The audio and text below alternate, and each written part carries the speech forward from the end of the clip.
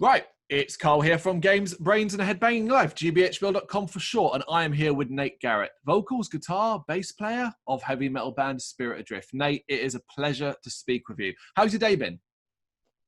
Been all right, man. Just been doing a few interviews, promoting the new album, so I'm in the zone for sure. Thanks for having me. No worries. Yeah, of course. Obviously, you're now at that period where it's all press in the lead up to the album. Do you enjoy this side of things? Do you enjoy interviews and having to effectively repeat the same answers over and over again? Historically speaking, yeah, I do actually. I enjoy talking about music and what inspires our music and that sort of thing. I will say that this press cycle has been way more intense than any that I've ever done in the past. But yeah, by and large, I enjoy talking to people about music and that sort of thing. No, that's fair enough. When you say intense, is that? But do you think is that related to obviously the Central Media links now? Yeah, I think so, because it's been over here in the States, it's been pretty relentless, which is good. But in Europe and South America, which is where Century Media is, those territories fall under their umbrella. Yeah, it's been like crazy. So yeah, I see a difference with Century Media being involved for sure. It must be kind of exciting then, and from your perspective, as I guess it's reality is beginning to hit that you're becoming a bit more of a worldwide name. Yeah, it's cool. You know, we've only been a live band since May of 2017. Before that, it was a solo project starting in 2016 when we released our first material. And we've only done one European tour, and that was last year, September of last year.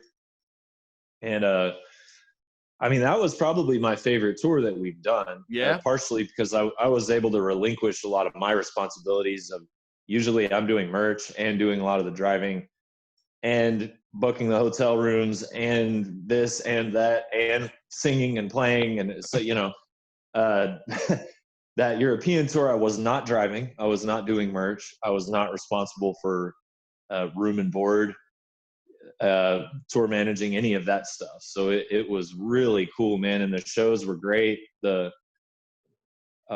response was just really overwhelmingly positive, and it seemed like our music was really resonating with people. So I feel like Europe and the UK and maybe even South America and Japan and those markets are like the key audience for this band. I feel like metal never went away in those places. It got big, it peaked in the 80s, and then it just stayed big and never really went away. Whereas here in the States, I feel like it kind of it's had its ups and downs right now, and I feel like right now it's kind of in a lull, which we're trying to correct that as hard as we can. It's funny, isn't it? Because a kind of like a basic view is when you think of America, you think of stadium rock bands a la Bon Jovi or Aerosmith. When you think of places like the UK, you think of Iron Maiden and Judas Priest, you know? Yes, I do know. And I I have a very strong preference between those bands that you just mentioned. Yeah, of course you do. But obviously 2020 has been a bit of a rough year, putting it mildly. How have you been holding up throughout the entire year? I've been okay, man. My wife and I had a pretty significant personal tragedy at the beginning of the year. We had to put down our dog, which was very unexpected. So thanks. Yeah, that was actually way more of a challenge for me personally than the COVID thing has been. And even still, I think, you know, when I think about the dog, some days that can be more of a personal challenge than the COVID situation. I've actually, I'm grateful to be in a position where I'm able to handle the pandemic pretty well, actually. As I mentioned earlier, we're kind of out in the woods. We have a little bit of land. We have 2 new puppies who are awesome.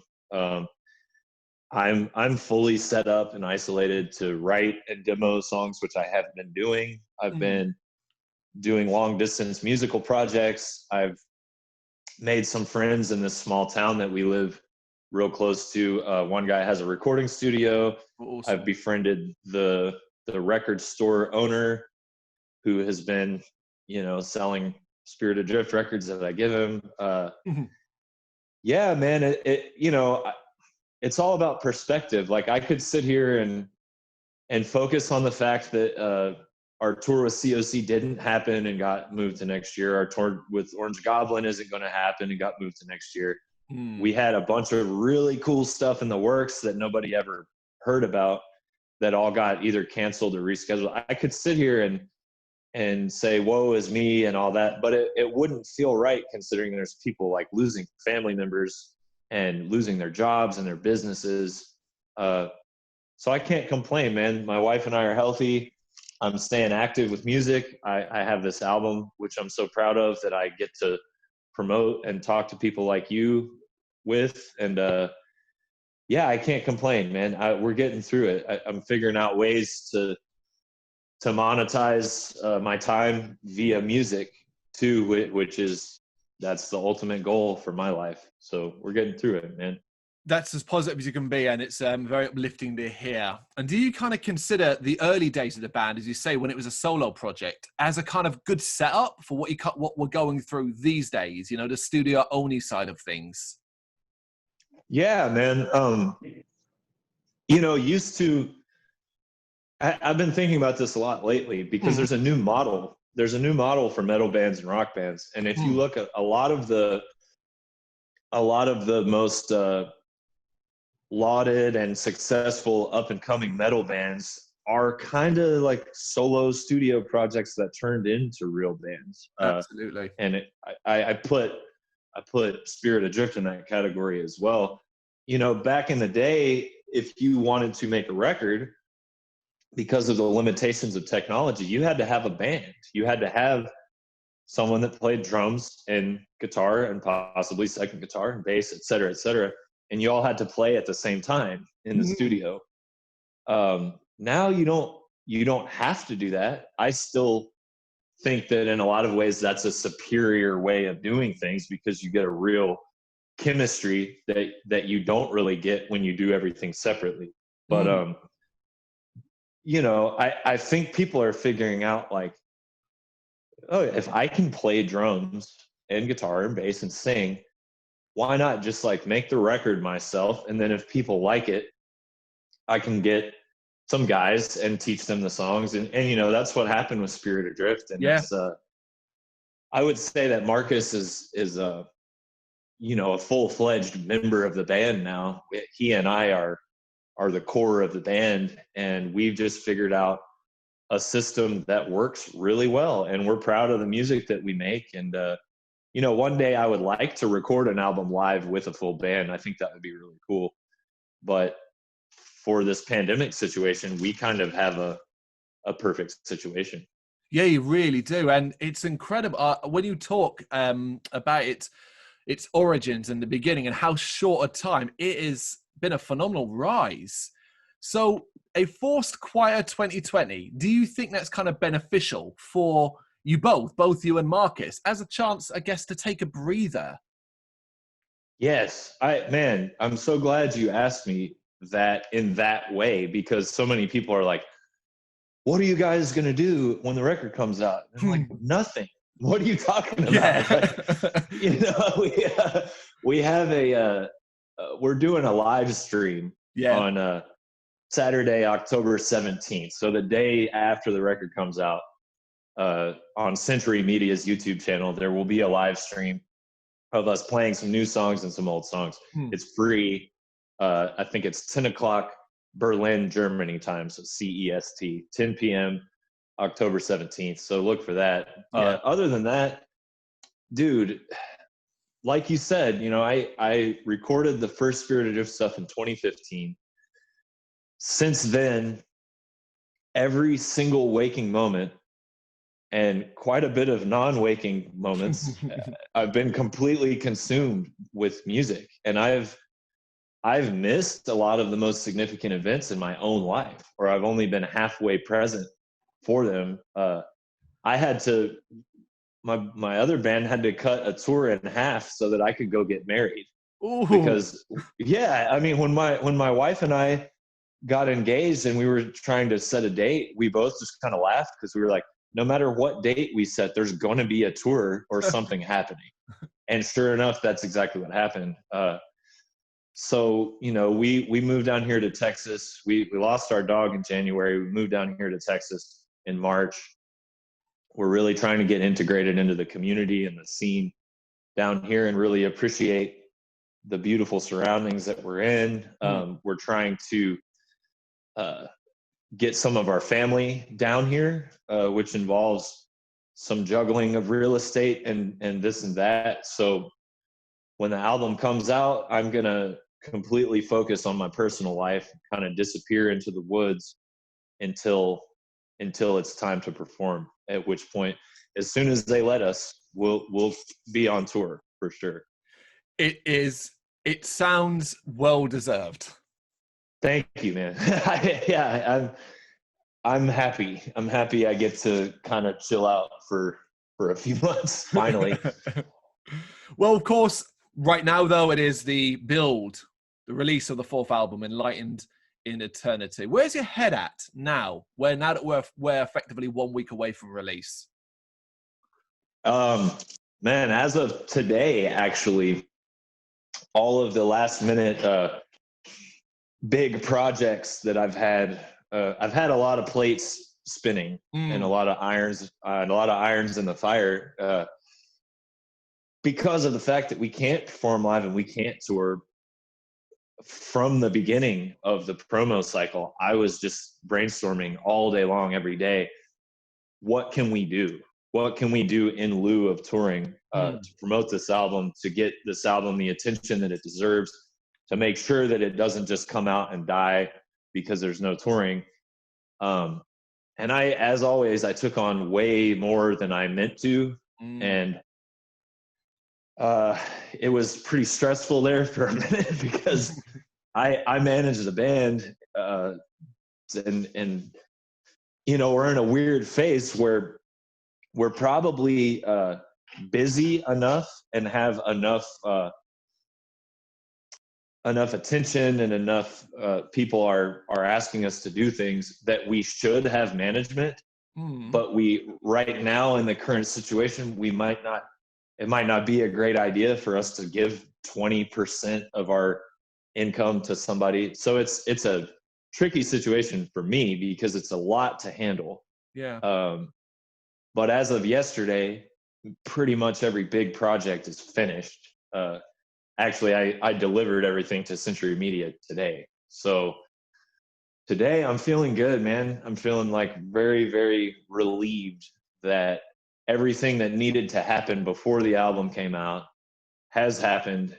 And of course, even though I wanted it to be done a month before the album came out, here we are a week before the album came out, but we got it done. So wow. That's all right. So yeah, you really are you are drawing the lines underneath these bit by bit then. Yeah, absolutely. And what about musically, like in regards to how you wrote this album? Have you moved on mentally from it at this stage? Well, yeah, because I wrote the songs in the spring of 2019 and recorded the very first versions of the demos back then. And I wrote this whole album during a pretty brief but much appreciated window where I was really feeling happy and doing well, and I had a lot of inner peace, and I think that's reflected in the material. But then, you know, shortly thereafter, a lot of personal turmoil and everything that's going on with the world, and you know, this upcoming election, which we're just being inundated with constant negativity and doom and gloom and apocalyptic warnings and every negative thing that you could be, you know, just overwhelmed by. Over here in the States, for sure, we're just being like beaten over the head with negativity. So yeah, I'm definitely in a different space. I just feel I don't know. I don't feel necessarily like depressed or anything like that. I feel like a lion that's just covered in scars and Mm. battle wounds that is just like determined to keep going forward. That's kind of how I feel. So I'm still, writing music. I have about 10 or 12 new songs demoed since the pandemic. And yeah, I feel a lot of peace despite what's going on. Mm. And I feel very accomplished. I'm super proud of the new album, and I'm really excited about the new songs that I have too. So I feel like very battle worn, but determined to get through it. Well, it's interesting when you talk about the positive feelings that this writing of this new album has given you, because you only have to hear it to kind of get that. A number of words jump out when I've been listening to it all day: bombastic, triumphant, monumental, a positive ode to heavy metal throughout the years. Clearly, you were aware of all of this while you were doing it, right? Absolutely. I thank you, by the way. That's really cool to hear. And I'm flattered. And that means that I'm doing my job. Yeah, the first song that I wrote was the opening track, Ride Into the Light. I didn't even mean to write a new album. I really didn't even want to write a new album because I was pretty worn out from the whole process of the previous album, which was quite a daunting thing that I put myself through. But yeah, I picked up a guitar and I think I wrote the little tappy AC/DC kind of thing.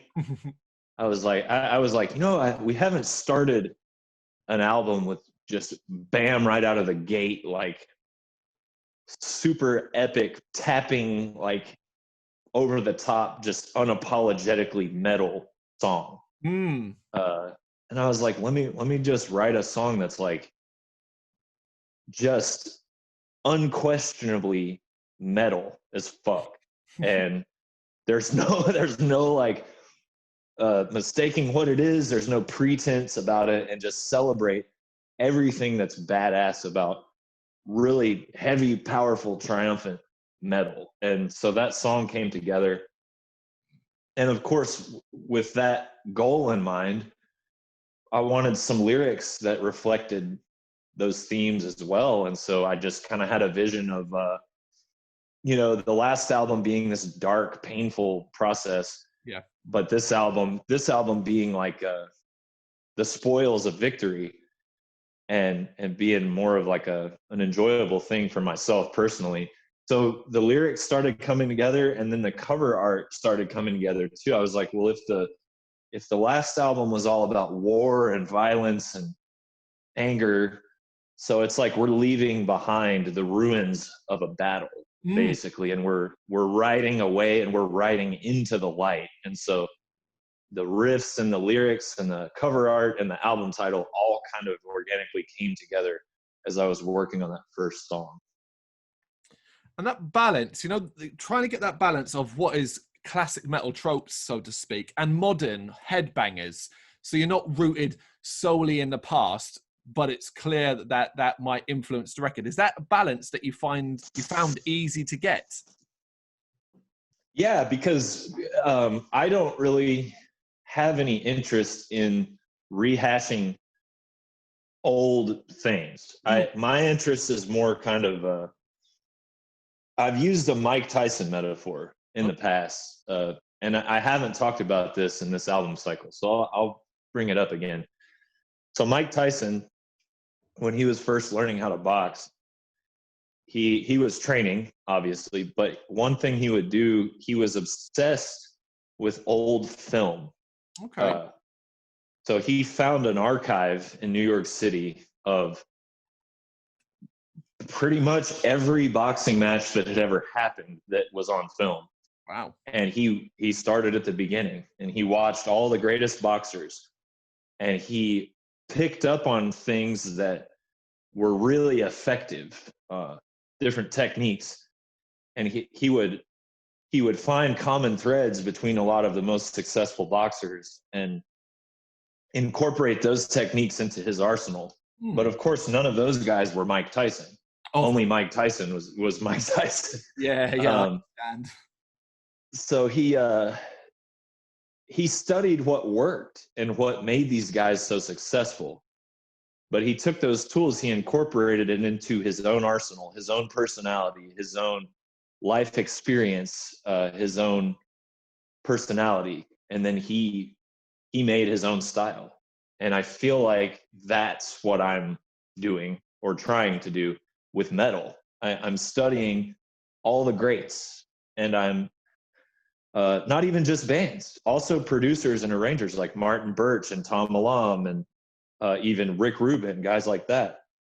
All the greatest songwriters, even outside of metal, like Tom Petty, Roger Waters, whoever. Yeah. I'm trying to figure out what makes music so powerful that people want to listen to it 50 years after it came out. And I'm taking every bit of my findings and I'm alchemically incorporating them into my personality and my life experience to create music with Spirit Adrift. Would you kind of say, like, consider yourself a scholar of music then? Yeah, I mean, even when I listen to music for pleasure, I cannot turn off the analytical part of my mind. Like, and my wife can attest, I've been listening.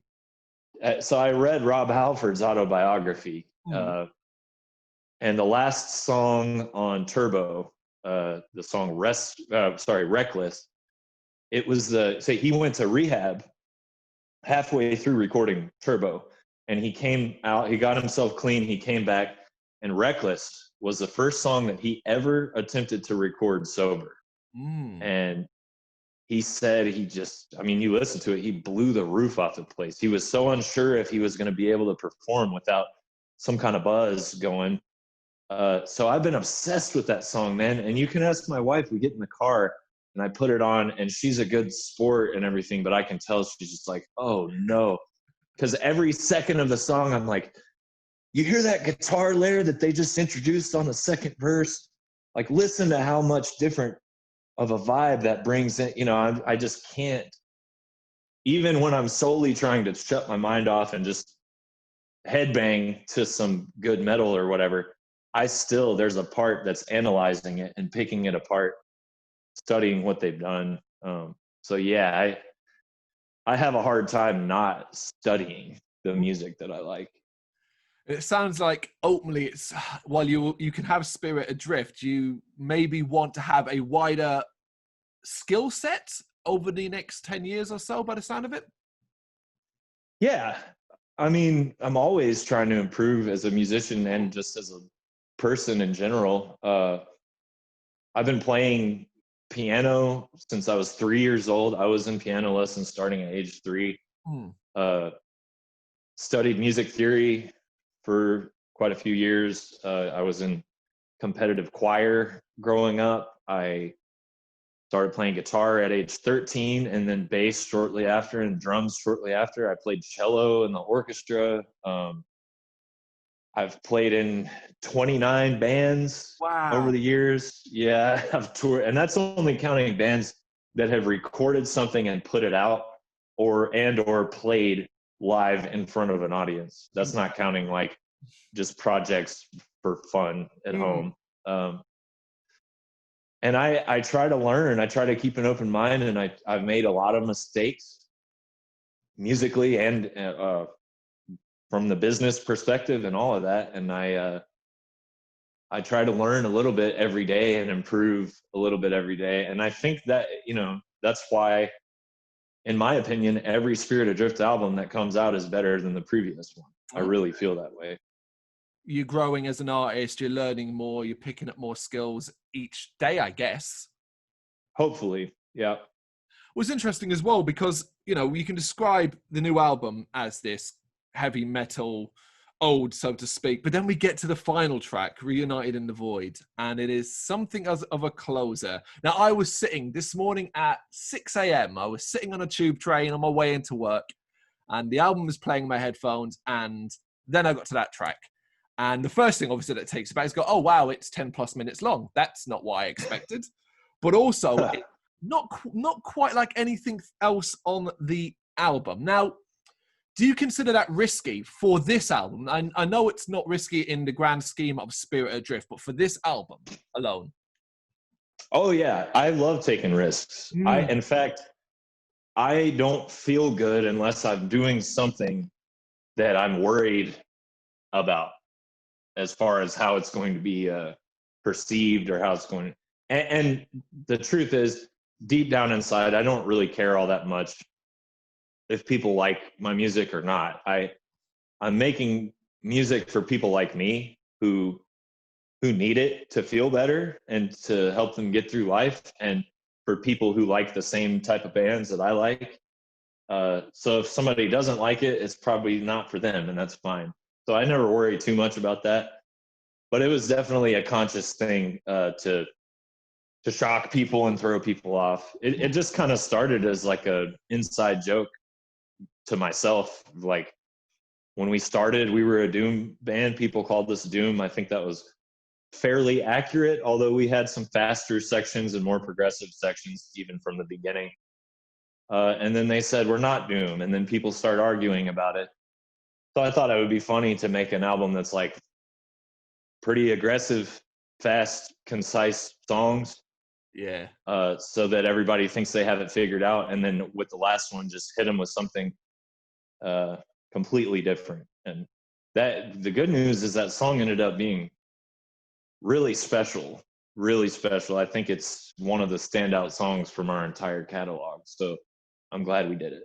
Oh, yeah. I mean, my opinion, incredible effort. Absolutely stunning. But it's interesting. Thank you. It's interesting you talk about you being a class as a doom band.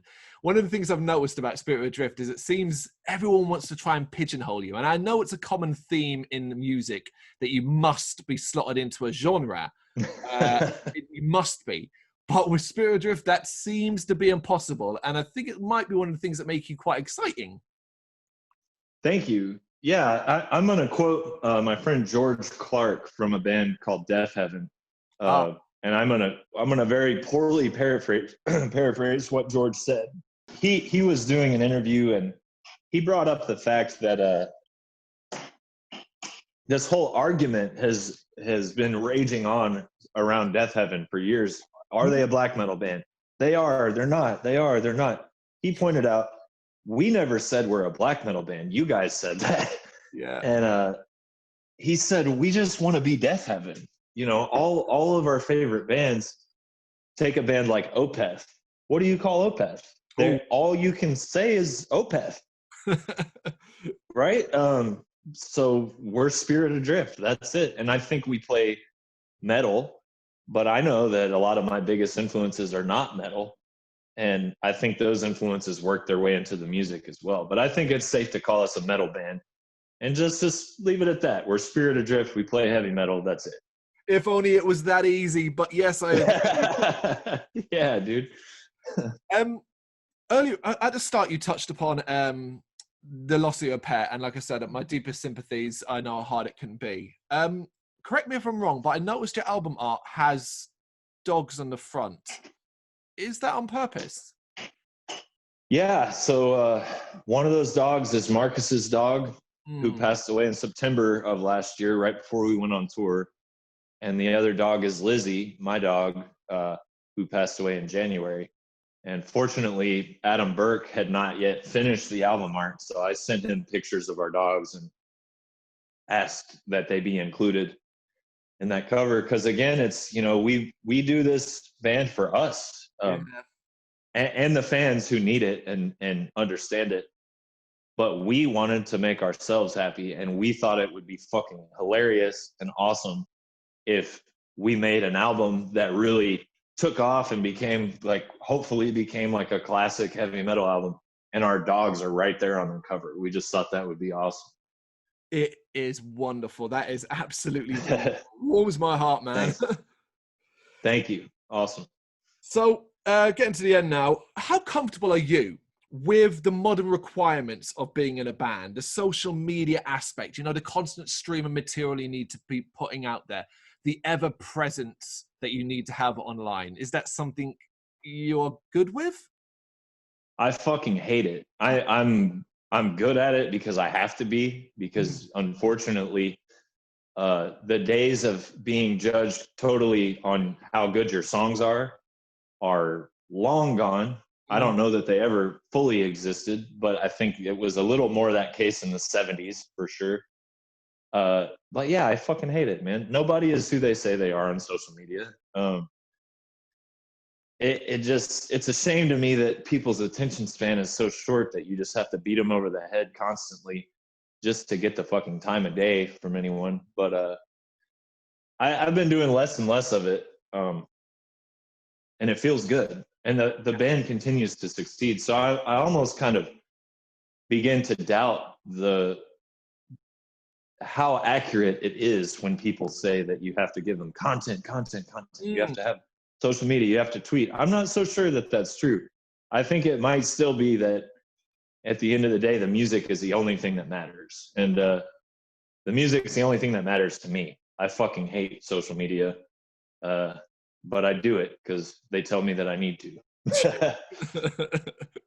Well, I mean, on that then, the last question for you. We've already mentioned the live stream album release show on the 17th. Was there any kind of trepidation about you doing that? Because it's become the common thing to do this year, and the expectations on what you do in those live streams has risen quite a bit, I think. Well, ours is a lot better than some of these other, you know, it might not be the level of like what Behemoth did. Oh God, no! Wow. But but I'm looking at some of the other live streams from bands that are a lot more popular than we are, and bands that I really respect. And I can honestly say that ours kicks the shit out of a lot of them. Nice. I'm not that into it, to be honest, but it is what it is. People need music right now. People need something to lift them up right now and something to look forward to. And we're going to give it to them, man. We're going to keep putting out music and performances and whatever we can to help people get through this. So that's it. I think the next 7 to 8 days is just a very, very exciting time for Spirit Adrift. That on the 17th, new album on Enlightened In Eternity on October 16th. It's all about Spirit Adrift for the next 7 to 8 days. Hell yeah. Nate, thank you so much for your time. I really appreciate it. Thank you, Carl. I had a blast, man. Thank you very much for watching. You can check us out on gbhbl.com as well as on Facebook, Instagram, Twitter and Tumblr. Go to Patreon to help us out over there. That's patreon.com/GBHBL, as well as Big Cartel, where you can find some of our merchandise.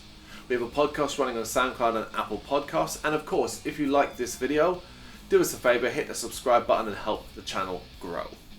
Games, horror and heavy metal. What else is life for?